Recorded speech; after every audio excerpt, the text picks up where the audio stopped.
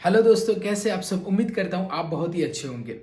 एक medical store शुरू करने के पहले और करने के मतलब पूरा सेटअप होने के बाद एक क्वेश्चन बहुत इंपॉर्टेंट होता है और ये सबके लिए बहुत चैलेंजिंग होता है, क्योंकि इस पे आपकी इन्वेस्टमेंट निर्भर रहती है और डेड इन्वेस्टमेंट ना हो इसके लिए बहुत सारे सभी लोग एक्चुअली कोशिश करते हैं। और इसमें कई कबार सही फैसला होता है, कई कबार गलत होता है। तो वो क्या है, वो है मेडिसिन लिस्ट। पहली ऑर्डर मतलब वेरी फर्स्ट ऑर्डर जो होती है मेडिसिन की, वो कौन सी करे, कौन कौन से मेडिसिन रखने चाहिए अपने मेडिकल स्टोर में, so that patient come bounce हो, मतलब रिटर्न कम जाए, और साथ ही आपका जो इन्वेंटरी का जो कैलकुलेशन है, मतलब वो कैश फ्लो कंटिन्यूसली रहना चाहिए। तो इसके लिए आपको ये जानना जरूरी है कि कौन से मेडिसिन अपने मेडिकल स्टोर में रखनी चाहिए और कौन से मेडिसिन की डिमांड ज्यादा है और वो कैसे पता चले। तो आज इस वीडियो में मैं आपको बताऊंगा कि किस तरीके से आप पता कर सकते हैं कि कौन से मेडिसिन अपने मेडिकल स्टोर में रखनी चाहिए। वीडियो को स्टार्ट करने से पहले मैं आपको बता दूं, अगर आप हमारे चैनल पे नए हैं तो हमारा channel pharmaceutical industry related career and business opportunity की जानकारी देता है। तो अगर आप इस फार्मास्यूटिकल इंडस्ट्री में करियर या बिजनेस करना चाहते हैं तो डेफिनेटली हमारे चैनल सब्सक्राइब करें। तो चलिए कुछ टिप्स के बारे में हम बात करते हैं जो एक नए मेडिकल स्टोर में पहले मेडिसिन की ऑर्डर कौन सी होनी चाहिए, इसके लिए बहुत हेल्प करेगी आपकी। तो सबसे पहले यह है कि आपके नियर बाय, मान लो आपका मेडिकल स्टोर आपने शुरू कर लिया है, तो आपके नियर बाय 1 किलोमीटर में कितने कितने हॉस्पिटल्स हैं, उस हॉस्पिटल में आपको विजिट करनी है। क्योंकि क्या होता है, प्रिस्क्रिप्शन ये सबसे बड़ा इनकम होता है एक मेडिकल स्टोर का। क्योंकि जब प्रिस्क्रिप्शन आते हैं तभी प्रिस्क्रिप्शन की वैल्यू ज़्यादा होती है रादर देन ओटीसी कस्टमर। इसके लिए प्रिस्क्रिप्शन कहाँ से आएंगे, डॉक्टर से, और डॉक्टर होते हैं क्लिनिक में। तो क्लिनिक जितने जितने नज़दीक के हैं, क्योंकि वही की पॉसिबिलिटी होती है कि आपके मेडिकल स्टोर में उनके कस्टमर आए। क्योंकि 2 किलोमीटर 5 किलोमीटर के नहीं आते, बहुत कम होता है, क्योंकि वहाँ पे भी ऑलरेडी कॉम्पिटिशन है, वहाँ पे अलग अलग मेडिकल स्टोर्स हैं। तो आपको क्या करना है, 1 किलोमीटर के दायरे में जितने जितने हॉस्पिटल्स है उन सभी हॉस्पिटल्स में विजिट करें और डॉक्टर से प्रिस्क्राइब मेडिसिन की लिस्ट लें। अब आप बोलेंगे कि डॉक्टर लिस्ट क्यों देंगे, तो आप डॉक्टर को कंटिन्यूसली फॉलो अप लीजिए। देखिए, एक रिलेशनशिप बिल्डअप होना चाहिए। कई कबार डॉक्टर हॉनेस्ट होते हैं, दे देते हैं लिस्ट की ये मेडिसिन में लिखता हूँ, ये मॉलिक्यूल्स लिखता हूँ। मेडिसिन की लिस्ट लेते समय एक बात हमेशा ध्यान में रखिए कि आप ब्रांड्स का नाम पूछिए, मॉलिक्यूल का नाम मत पूछिए, ब्रांड का नाम पूछिए। आप मॉलिक्यूल डेफिनेटली पूछिए, लेकिन सिर्फ मॉलिक्यूल का नाम लेके क्या करेंगे, क्योंकि एक मॉलिक्यूल के कई सारे ब्रांड्स है, अब आप सभी अवेलेबल नहीं कर सकते, इसके लिए ब्रांड्स पूछिए। और एक डॉक्टर 3 ब्रांड कम से कम लिखता है एक मॉलिक्यूल के लिए, चाहे एंटीबायोटिक हो। मान लो एक एग्जांपल देता हूं, अगर डॉक्टर लिख रहा है सेपाडॉक्सिम, तो सेपाडॉक्सिम में वो 3 ब्रांड लिख सकता है, एक तो ओपॉक्स है, दूसरा गुडसेफ है, या फिर ऑक्सीपॉड है। तो ये 3 ब्रांड लिख सकता है, मैंने एक एग्जांपल दिया। अब ये तो पहली चीज आपको करनी है। अगर डॉक्टर लेते मतलब मेडिसिन की लिस्ट नहीं देते, तो मैंने जैसे बताया कि कंटिन्यूसली विजिट कीजिए डॉक्टर के यहाँ, आपके मेडिसिन आ रहे हैं, उनका नंबर लीजिए, उनको कांटेक्ट कीजिए, सो दैट डॉक्टर को पता चलेगा कि हाँ मेरे कस्टमर वहां पे जा रहे हैं, तो मेरे कस्टमर बाउंस मतलब प्रिस्क्रिप्शन लेके जा रहे हैं, तो एटलीस्ट वो रिटर्न नहीं जाने चाहिए, क्योंकि डॉक्टर को भी पेशेंट की उतनी जरूरत होती है। तो इसके लिए वो कोशिश यही करेंगे कि जहां पे भी वो जा रहे हैं वहां पे मेडिसिन अवेलेबल हो। तो पेशेंट कई कबार सब्सटीट्यूट नहीं चाहते, तो इसके लिए आपको डॉक्टर से कनेक्शन रख के वो एग्जैक्टली मेडिसिन अवेलेबल करने की ज़्यादा से ज़्यादा कोशिश कीजिए। कई कबार डॉक्टर भी सब्सटीट्यूट बिल्कुल भी अलाउ नहीं करते, तो ऐसे समय में आपको वो मेडिसिन अवेलेबल ही करनी है।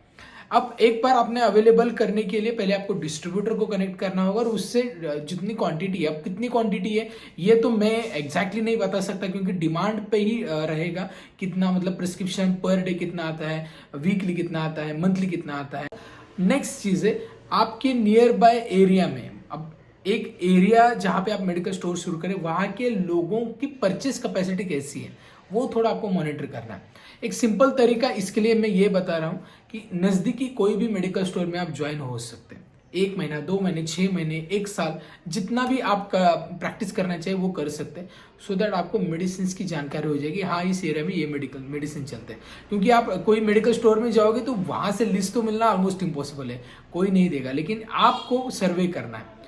अब आपका अगर रिलेशन भी अच्छा होता है नियर बाय मेडिकल स्टोर्स के साथ, तो आपको वो हेल्प मिल सकती है। वो एक एक्सेप्शनल केस है, बट फिर भी एक नए मेडिकल स्टोर में पहले आपको आइडिया लगानी पड़ती है कि आपके एरिया में मेडिसिन कौन कौन से जा रहे हैं। ये ओवर द काउंटर के लिए बोल रहा हूँ, वैसे प्रिस्क्रिप्शन के मेडिसिन आपको कवर हो जाएंगे डॉक्टर से, और ओवर द काउंटर के लिए आपको एरिया में कोई भी मेडिकल स्टोर में थोड़ी प्रैक्टिस करनी ही होगी आपको।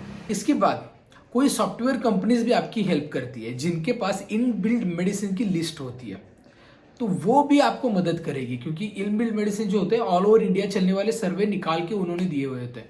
तो अगर वो मेडिसिन की लिस्ट आपको ऑटोमेटिकली मिल जाती है तो हाँ, उसके अकॉर्डिंगली आप परचेज कर सकते हैं। तो ये चीज़ें बहुत ज़रूरी है कि इस तरीके से आप स्टेप बाय स्टेप कर सकते हैं। वैसे मैंने जो बताए वो तो तरीके आपको अपनाने ही है, लेकिन मेडिसिन की लिस्ट यहीं पे ख़त्म नहीं होती, आपको डे बाय डे नए नए मेडिसिन ऐड करने होते हैं।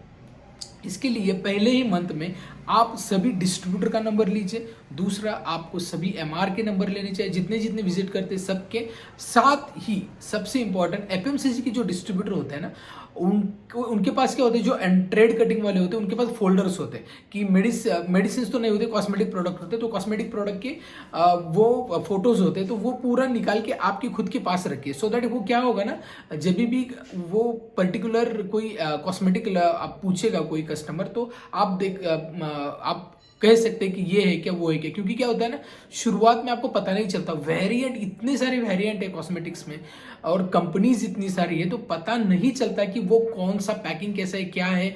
मतलब मैंने भी जब शुरू किया था मेडिकल स्टोर, तो मैं जब डिस्ट्रीब्यूटर के पास जाता था तब मुझे पता चलता था कि हाँ ये मेडिसिन है। अब आप डिस्ट्रीब्यूटर के पास भी जाते हैं ना नए मेडिकल स्टोर में, तो आप कोशिश कीजिए कि उस डिस्ट्रीब्यूटर के इनसाइड जाके उस शॉप में पूरा एक बार चेक कर लीजिए, specially in the cosmetics and generics पूरा चेक कर लीजिए, सो दैट आपको पता चलेगा कि हाँ ये मेडिसिन रहती है, ये मेडिसिन रहती है। कई बार फोटोज भी लीजिए अपने साथ, थोड़ा सर्च करना पड़ता है इस चीज़ में, ओके। तो ऐसे करने के बाद आपको मेडिसिन दिमाग में छपनी चाहिए कि हाँ ये मेडिसिन, ये डिस्ट्रीब्यूटर, ये एमआर सब और ये स्कीम है, पूरा आपको एनालिसिस होना चाहिए। ये जब तक नहीं होता ना, तब तक आपका मेडिकल स्टोर में इन्वेंटरी में थोड़ी चैलेंज आपको आ ही जाएगी, ओके।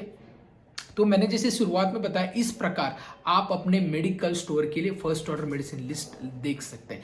लेकिन अगर आपको सिंपल चाहिए, ऐसा कुछ भी नहीं करना है, तो डायरेक्टली आप हमारा retail pharmacy business management workshop join कर सकते हैं। यहाँ पे मैं रिटेल फार्मेसी के रिलेटेड पूरी जानकारी तो देता ही हूँ फ्रॉम द स्क्रैच, लेकिन यहाँ पे मैं आपको फ्री में एक लिस्ट प्रोवाइड करता हूँ जहाँ पे 1500 प्लस प्रोडक्ट है जो आपको मेडिकल स्टोर में रखने हैं। मैंने वहाँ पे salt name, indication, MRP, packing, ये सब सेग्रीगेट किया है। Segregate with the generics, generic अलग की है, सर्जिकल अलग है, होम्योपैथिक है, आयुर्वेदिक है, एफएमसीजी प्रोडक्ट है, देन डिवाइसेस है, मेडिकल डिवाइसेस एंड एलोपैथिक है। सब प्रोडक्ट मैंने दिए हैं जो आपको अपने मेडिकल स्टोर में रखने चाहिए। और वहाँ पे मैं बताता हूँ कैसे अरेंज करने मेडिसिन की एक्सपायरी कैसे कम करें, ऑनलाइन मेडिसिन कैसे सेल कर सकते हैं, पेशेंट काउंसलिंग कैसे करें, नंबर ऑफ कस्टमर कैसे बढ़ाएं, प्रिस्क्रिप्शन कैसे रीड करें, कौन सा सॉफ्टवेयर सबसे अच्छा है, एक मेडिकल स्टोर से मल्टीपल मेडिकल स्टोर कैसे शुरू कर सकते हैं, मेडिसिन रिटेल फार्मेसी के बाद होलसेल हो, थर्ड पार्टी हो या एक्सपोर्ट हो, वो भी कैसे कर सकते हैं, इन सारी जानकारी आपको वर्कशॉप में मिलती है। तो वन स्टॉप सॉल्यूशन है, 9 दिन का ये प्रोग्राम है। अब बहुत ही कम दिन बचे हैं, अभी 30 जनवरी 2023 से बैच शुरू हो जाएगी। अगर आपने अभी भी एनरोल नहीं किया है तो आप इसमें एनरोल कर सकते हैं और पूरी जानकारी ले सकते हैं, और साथ ही मेडिसिन की लिस्ट भी आपको ऑटोमेटिकली मिल जाएगी। तो ये वीडियो कैसा लगा ये मुझे बताएं। वीडियो अच्छा लगता है, वीडियो का कंटेंट अच्छा लगता है तो वीडियो को लाइक करें, चैनल को अभी सब्सक्राइब नहीं किया चैनल को सब्सक्राइब करें, और हाँ इस वीडियो को बहुत सारे लोगों तक शेयर करें। तो इस वीडियो में इतना ही, मिलते हैं नेक्स्ट वीडियो में, तब तक बी हेल्दी बी हैप्पी।